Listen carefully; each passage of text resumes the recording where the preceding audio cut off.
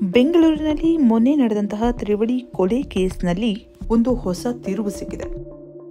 ಮೊದಲು ಯಾರಿಗೆ ಕೇಸ್ ಏನು ಅಂತ ಗೊತ್ತಿಲ್ಲ ಅವರಿಗೆ ಸಂಕ್ಷಿಪ್ತವಾಗಿ ಹೇಳ್ಬಿಡ್ತೀನಿ. ಬೆಂಗಳೂರಿನ ಜಾಲಹಳ್ಳಿ ಕ್ರಾಸ್ ಸಮೀಪದ ಚೊಕ್ಕಸಂದ್ರದ ನಿವಾಸಿ ಗಂಗರಾಜು ತನ್ನ ಹೆಂಡತಿಯನ್ನ, ಮಗಳನ್ನ ಮತ್ತು ಹೆಂಡತಿಯ ಅಕ್ಕನ ಮಗಳನ್ನ 3 ಜನರನ್ನು ಕೊಂದು ವೆಪನ್ ಸಮೇತ ಪೀಣ್ಯ ಪೊಲೀಸ್ ಠಾಣೆಗೆ ಸರೆಂಡರ್ ಆಗಿರುವಂತಹ ಘಟನೆ ಮೊನ್ನೆ ನಡೆದಿದೆ. ಹತ್ಯೆಯಾದಂತಹ ಮಹಿಳೆ ಭಾಗ್ಯ ಇರ್ಬೋದು ಅಥವಾ ಹತ್ಯೆಗೈದಂತಹ ಆರೋಪಿ ಗಂಗರಾಜು ಇರ್ಬೋದು. ಇಬ್ರು ಗಂಡ ಹೆಂಡತಿನೇ ಅಲ್ಲ, ಅವರಿಬ್ರು ಲಿವ್ ಇನ್ ರಿಲೇಶನ್ಶಿಪ್ ನಲ್ಲಿ ಇದ್ರು ಅನ್ನುವಂತಹ ಸುದ್ದಿ ಕೇಳಿ ಬರ್ತಾ ಇದೆ.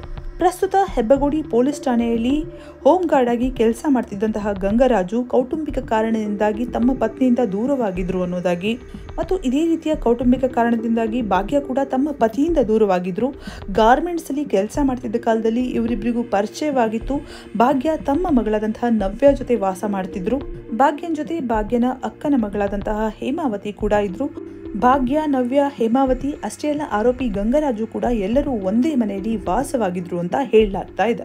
ಆದರೆ ಆರೋಪಿ ಗಂಗರಾಜು ಯಾವಾಗ್ಲೂ ಭಾಗ್ಯಾಳ ಮೇಲೆ ಶೀಲವನ್ನ ಶಂಕಿಸಿ ಗಲಾಟೆ ಮಾಡ್ತಿದ್ದ.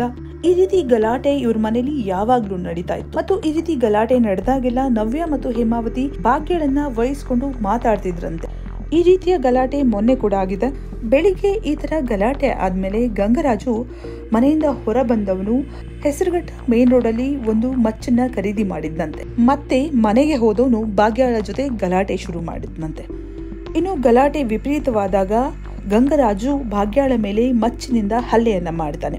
ಆಗ ಗಲಾಟೆಯ ಮಧ್ಯೆ ಬಂದಂತಹ ನವ್ಯ ಮತ್ತು ಹೇಮಾವತಿಯರ ಮೇಲೂ ಕೂಡ ರೊಚ್ಚಿಗೆದ್ದು ಹಲ್ಲೆಯನ್ನ ಮಾಡ್ತಾನೆ. ಅಲ್ಲೇ ಮನೆಯೊಳಗೆ 3 ಜನರನ್ನ ಬರ್ಬರವಾಗಿ ಕೊಲೆ ಮಾಡ್ತಾನೆ. ಕೊಲೆ ಮಾಡಿದಂತಹ ಭೂಪ ತಾನೇ 112ಗೆ ಕರೆ ಮಾಡಿ ಹೀಗೆ ಕೊಲೆ ಮಾಡಿರುವುದಾಗಿ ಪೊಲೀಸರಿಗೆ ಮಾಹಿತಿಯನ್ನು ಕೊಡ್ತಾನೆ. ಸ್ಥಳಕ್ಕೆ ಪೊಲೀಸರು ಬರುವಷ್ಟೊತ್ತಿಗೆ ಗಂಗರಾಜು ಅಲ್ಲಿರಲಿಲ್ಲ. ಸ್ಥಳಕ್ಕೆ ಬಂದ ಪೊಲೀಸರು ಕಂಡಿದ್ದು ಮನೆಯ ತುಂಬಾ ಸ್ವಿಮ್ಮಿಂಗ್ ಪೂಲ್ ನಂತೆ ತುಂಬಿದಂತಹ ರಕ್ತದ ಮಡುವಿನಲ್ಲಿ ಬಿದ್ದಂತಹ 3 ಜನರ ಶವ. ಅಷ್ಟೊತ್ತಿಗಾಗಲೇ ಗಂಗರಾಜು ಅವರನ್ನ ತಾನು ಕೊಲೆ ಮಾಡಿದಂತಹ ಆ ವೆಪನ್ ಏನಿದೆ ಆ ಮಚ್ಚನ್ನ ತಗೊಂಡು ಪೀಣ್ಯ ಪೊಲೀಸ್ ಠಾಣೆಗೆ ಹೋಗಿ ಸರೆಂಡರ್ ಆಗಿದ್ದಾನೆ ಅಂತ ಹೇಳಲಾಗ್ತಿದೆ.